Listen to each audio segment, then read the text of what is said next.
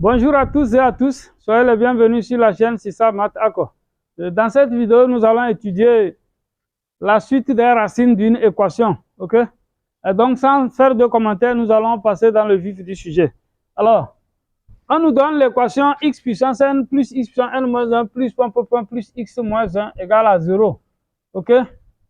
On nous dit de montrer que cette équation a une unique solution dans l'intervalle 0 à plus l'infini, qu'on note alpha n. Alors ici, n est un nombre entier naturel non nul, c'est très important, ok? Voilà. Donc, où n appartient à n étoile. Bon, ok. Alors, on nous donne une équation comme ça, on nous dit de montrer que cette équation admet une unique solution dans l'intervalle 0 à plus l'infini, ok? Alors, on va prouver que la solution existe, mais il n'est pas évident qu'on puisse trouver concrètement cette solution, d'accord? Et donc ici, ce que nous allons faire, nous allons nous servir d'une fonction. Donc nous allons définir, soit par exemple f, la fonction définie par f de x égale à x puissance n plus x puissance n moins 1 plus x moins 1, ok? Voilà. Donc c'est ce qu'on va faire. Donc pour faire cette démonstration, soit nous allons définir soit fn, la fonction définie par fn de x égale x puissance n plus x puissance n moins 1 plus plus x moins 1, ok? Voilà. Et pourquoi je mets fn? C'est-à-dire que n est un entier quelconque, donc n se comporte comme un paramètre ici, d'accord? Voilà. Donc si nous définissons cette fonction, nous allons montrer que, voilà, qu'est-ce qu'on va faire? Si on va voir, si l'équation est une unique solution, ça veut dire que f sera une bijection, ok? Donc on y va. Déjà, on voit que fn de 0, ça fait moins 1. Et la limite de fn en plus l'infini, ça fait plus l'infini. Donc, on va chercher la dérivée de fn. Si on cherche la dérivée, f c'est un polynôme. Les polynômes sont dérivables partout dans R. Donc, en particulier sur l'intervalle 0 à plus l'infini. Voilà. F est dérivable. Et sa dérivée, la dérivée de f nous donne quoi? Dérivée de x puissance n, ça fait nx puissance n moins 1 plus. Ici, ça va faire n moins 1 x puissance n moins 2 plus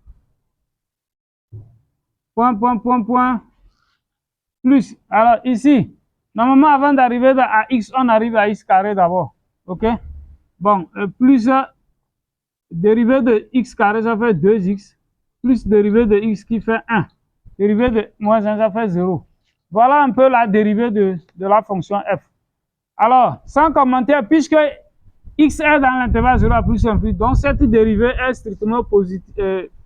Oui, cette dérivée est strictement positive, quel que soit x appartenant à l'intervalle 0 à plus l'infini. D'accord? Voilà. Donc, f est strictement croissante. Donc, f est strictement croissante. Bon, si vous voulez, on va faire rapidement le tableau de variation de f. Voilà. f' de x. F de x. Ok? Bien. Nous avons quelque chose comme ça. On a 0 plus l'infini. La dérivée est strictement positive. Donc la fonction est strictement croissante. La limite de f en plus l'infini, ça fait plus l'infini. Bon, ça c'est vite fait. F de 0, fn de 0, quand on remplace x par 0, il reste moins 1 ici. Voilà. Voilà le tableau de variation de f. Donc nous voyons que quoi? F est continue et strictement croissante. Fn est continue et strictement croissante. Donc c'est une bijection, ok? Donc Fn est une bijection. Mais une bijection de 0 à plus l'infini vers moins 1 à plus l'infini, d'accord? Donc une bijection de 0 à plus l'infini vers l'intervalle moins 1 à plus l'infini. Ok?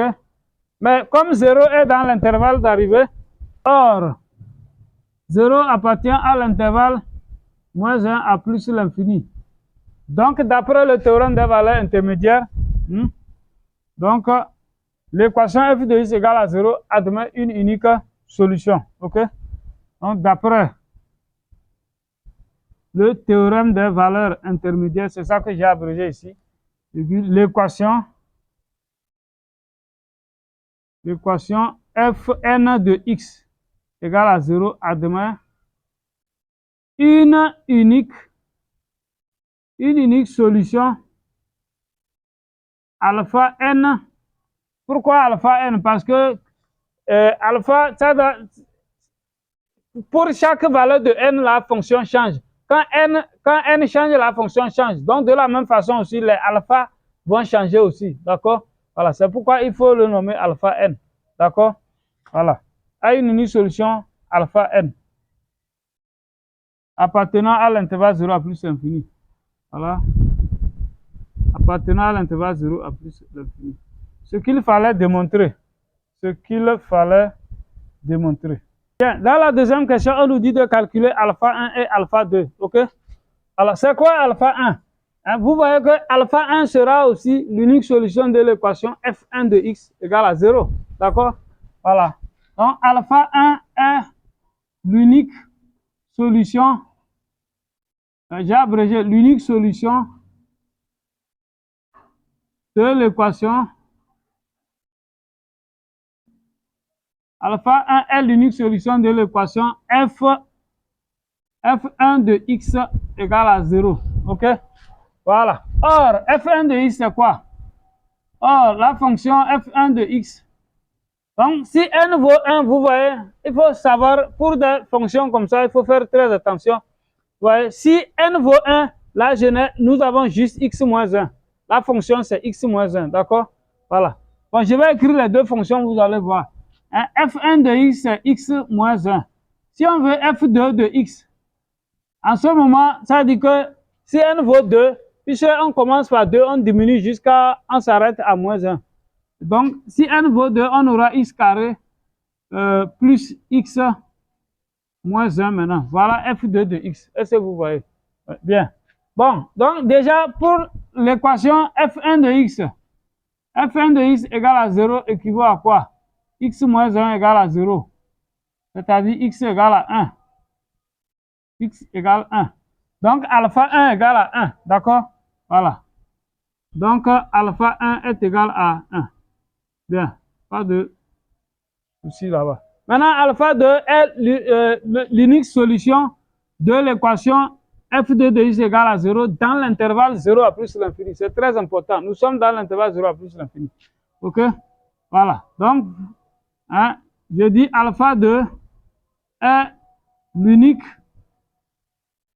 solution de l'équation f de x de l'équation f2 de x égale 0. D'accord? Voilà. Donc, on va résoudre f2 de x égale à 0. f2 de x égale à 0 équivaut à quoi? X carré plus x moins 1 égale 0. Alors, vous pouvez calculer le discriminant. Le discriminant, ça fait quoi? 1 moins 4 fois moins 1. Donc, le discriminant fait 5. Le discriminant est positif. Alors, on va calculer ici x2 et la valeur qui est dans l'intervalle 0 à plus, c'est elle qu'on va choisir. OK? Donc, on a x1, ça fait quoi? Moins 1 moins racine de 5 sur 2. Déjà, lui n'est pas dans l'intervalle. Donc, on ne va pas le prendre. OK? Et x2, ça fait moins 1 plus racine carrée de 5 sur 2. C'est lui seul qui est dans l'intervalle. Voilà. Donc, je dis x1 n'appartient pas à l'intervalle 0 à plus l'infini. Mais x2 appartient. Donc, alpha 2, c'est moins 1 plus racine carrée de 5 sur 2. Il est strictement positif. OK? Bien. Donc, voilà alpha 1 et alpha 2. Dans la question petit b, on nous dit de démontrer que la suite alpha n est une suite décroissante. OK? Démontrons que alpha n est une suite Suite décroissante. Décroissante. OK? Voilà. Alors, c'est quoi une suite décroissante? Si alpha n est une suite décroissante, qu'est-ce que nous allons faire pour dire qu'on a montré que alpha n est une suite décroissante? Donc, si c'est là le cas, on sait que alpha n est décroissante si est une suite décroissante. Signifie que quoi? Signifie que, par exemple, si on prend alpha n plus 1 et alpha n, ça sera chose. Si la suite est décroissante, vous verrez que alpha n plus 1 sera inférieur à alpha n. Voilà. Ou bien, si vous voulez, ou bien alpha n sera inférieur à alpha n moins 1. Vous êtes libre, d'accord? Voilà, n'importe qui vous prenez. Voilà. Donc, soit si on réussit à démontrer que alpha n plus 1 est inférieur à alpha n, ou bien alpha n est inférieur à alpha n moins 1, alors la suite est décroissante. D'accord? Bien, on y va. Mais, c'est quoi alpha n? Par définition, est-ce que vous voyez? Alpha n, c'est l'unique nombre réel de l'intervalle 0 à plus l'infini dont l'image par fn est égale à 0. Est-ce que vous voyez? On sait que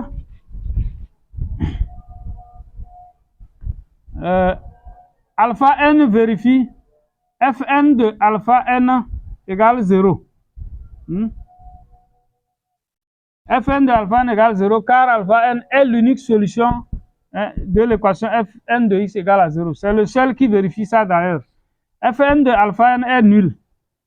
On sait aussi que fn moins 1, si nous prenons fn moins 1, fn moins 1 de alpha n moins 1, lui aussi ça fait 0. Est-ce que vous voyez? Voilà. Bon, donc, bref, ici, déjà que je vais m'arrêter au degré n, donc on va essayer de monter plutôt que alpha n est inférieur à alpha n moins 1. D'accord? Alors, pour démontrer que alpha n est plus petit que alpha n moins 1, nous savons que fn de alpha n est égal à 0. Maintenant,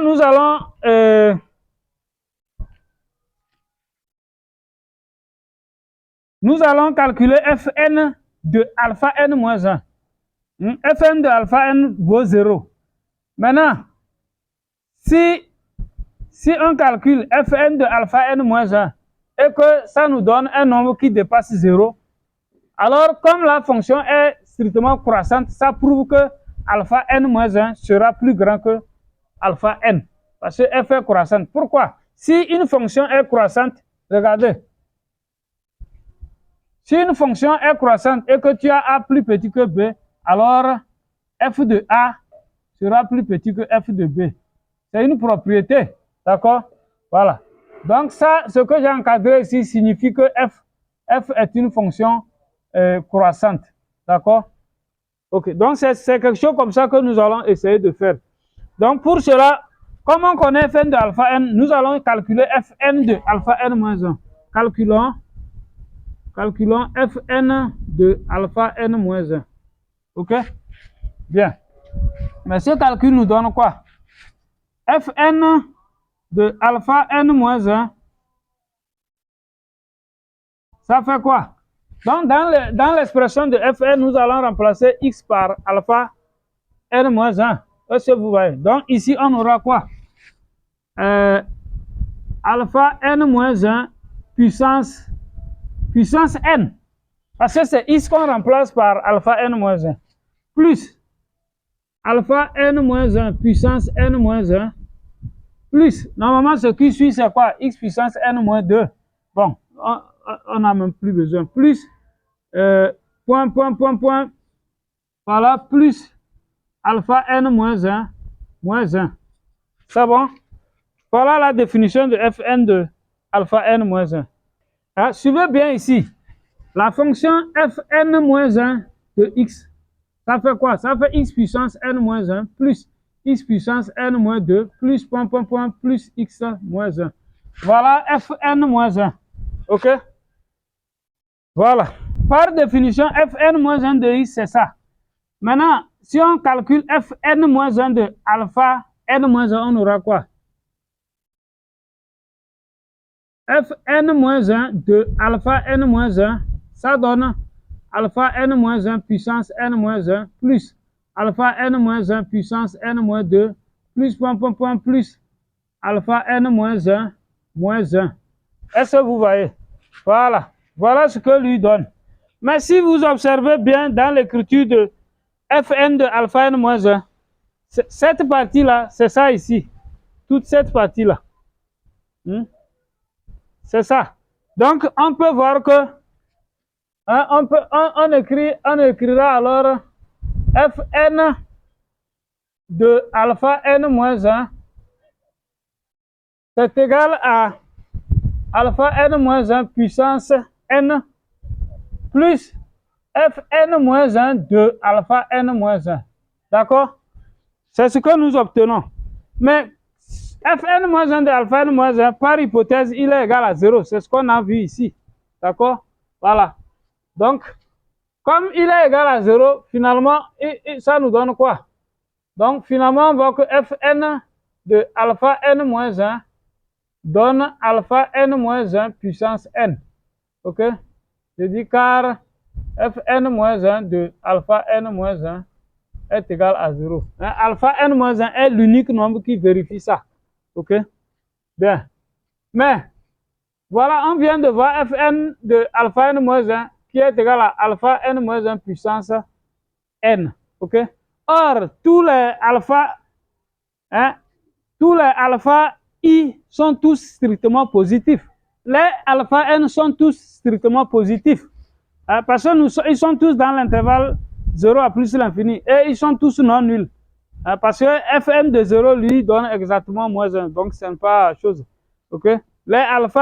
Tous les alpha I parcourant de jusqu'à n sont tous strictement positifs.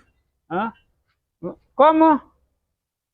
Alors, donc, qu'est-ce qu'on vient d'obtenir? C'est ça. Je dis. Or, alpha n-1 puissance n est strictement positif. Parce que car alpha n-1 est dans l'intervalle ouvert 0 à plus l'infini. Ils sont différents de 0. D'accord? Donc, on vient de voir que quoi? Donc, on vient de montrer que Fn de alpha n-1 est plus grand que Fn de alpha n. Parce que Fn de alpha n lui vaut 0. Un nombre strictement positif dépasse 0. D'accord? Nous sommes arrivés à cette inégalité. C'est ce que je disais. Si f est une fonction croissante et f de b dépasse f de a, cela veut dire que b est plus grand que a. Est-ce que vous voyez? Donc, comme f est croissante, voilà. Finalement, ceci entraîne que alpha n-1 est plus grand que alpha n, car Fn est strictement croissante.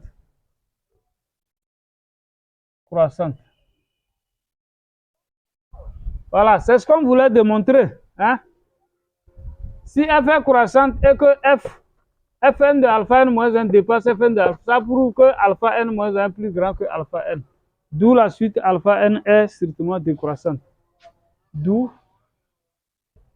alpha n est strictement décroissante.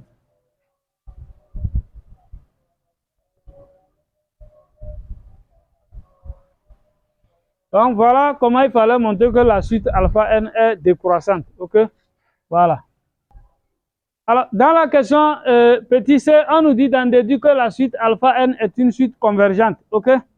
Voilà. Oui. Mais pourquoi c'est une suite convergente? On vient de voir que la suite alpha n est une suite décroissante. Maintenant, il suffit qu'elle soit minorée. Mais je viens de dire que tous les alpha n sont strictement positifs. On sait que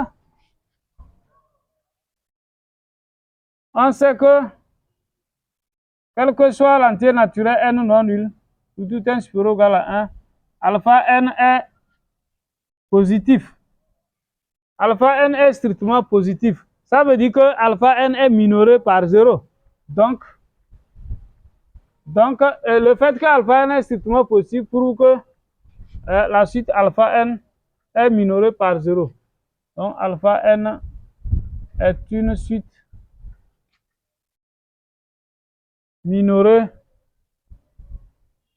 par 0. De plus, elle est décroissante. De plus, elle est décroissante. D'où elle converge, ok? D'où elle est convergente. Car une propriété dit que toute suite décroissante et minorée est convergente, d'accord? Voilà, donc vous justifiez ça comme ça. Car toute suite décroissante et minorée convergent. Bien, maintenant la dernière question. Alors, dans la dernière question, on nous dit de démontrer que pour tout entier naturel n supérieur ou égal à 2, on a alpha n égale demi plus alpha n puissance n plus 1 sur 2. D'accord? Ok. Donc, qu'est-ce qu'on va faire? Nous savons que, d'abord, déjà, nous savons que fn de alpha n vaut 0. C'est ça, non? Voilà. On sait que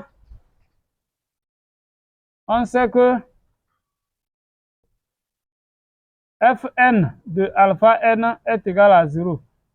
Le fait que fn de alpha n est égal à 0 équivaut à quoi? Nous allons remplacer dans la fonction fn x par alpha n. Donc on aura quoi? Alpha n puissance, on aura alpha n puissance n plus alpha n puissance n moins 1 plus. Après c'est alpha n puissance n moins 2 plus plus alpha n moins 1, ça donne 0, ok? Mais cette somme-là, comment on peut encore... Voilà, vous voyez que c'est la puissance de alpha n, ok? Bon, donc, c'est très bon même. Ça équivaut à quoi? Alors ici, nous allons introduire 1 et le retrancher.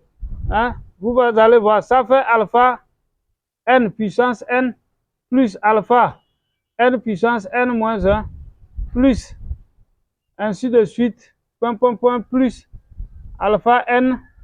Maintenant, je vais ici, plus 1, voilà, comme ça. Ok? Maintenant, moins 2,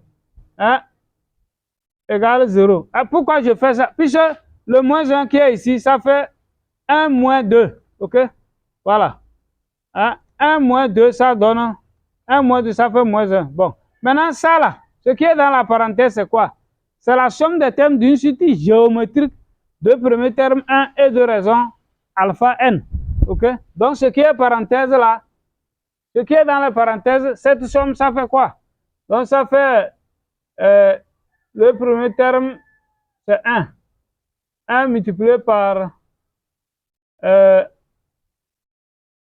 moins alpha n à la puissance, le nombre de termes, vous voyez, non? Ici, de 1 jusqu'à n, ça fait un terme plus le puissance, c'est-à-dire que de 0 jusqu'à n, ça fait n plus un terme, donc puissance n plus 1. Le tout sur 1 moins alpha n comme ça, ok? Voilà, tout ça là, moins 2 égale 0. Moins 2 égale 0. Ok? Voilà ce qu'on obtient. Maintenant, nous allons faire produit des mains égale produit des extrêmes. Bon, ce qui reste là, je pense qu'il n'y a plus de soucis. Voilà. Ça équivaut maintenant à quoi? Donc, ça fait 1 moins alpha n à la puissance n plus 1. Voilà, sur 1 moins alpha n égale à 2. Donc, ceci équivaut à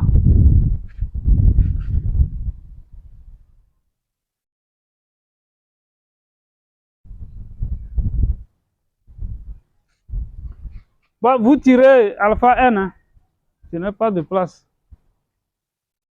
Bon, ça peut aller. Alors, ça équivaut à quoi? On aura 2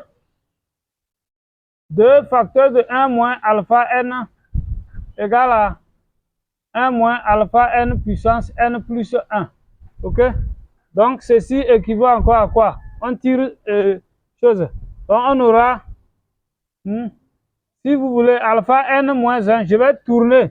Donc, si je multiplie ici par moins 1, ici aussi, je vais multiplier par moins 1. Donc, on aura alpha n moins 1 égale alpha n puissance n plus 1 moins 1, le tout sur 2. Le tout sur 2. Ok? Voilà. Et on tire alpha n et puis on a ce qu'on cherche. D'accord? Donc, ce qui équivaut à quoi?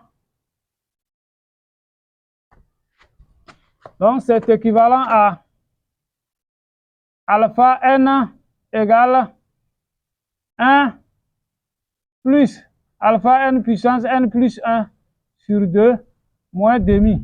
Mais 1 moins demi, ça fait demi. D'où le résultat. Hein. D'où alpha n est bien égal à demi plus alpha n puissance n plus 1 sur 2. Ce qu'il fallait démontrer. D'accord? Bon, nous avons fini notre démonstration. OK? J'espère que vous avez aimé la vidéo. Si c'est le cas, likez, partagez. OK? Et si vous n'êtes pas encore abonné, hein, surtout abonnez-vous, activez la cloche de notification pour ne pas rater des contenus de ce type. Merci et à bientôt pour une nouvelle vidéo.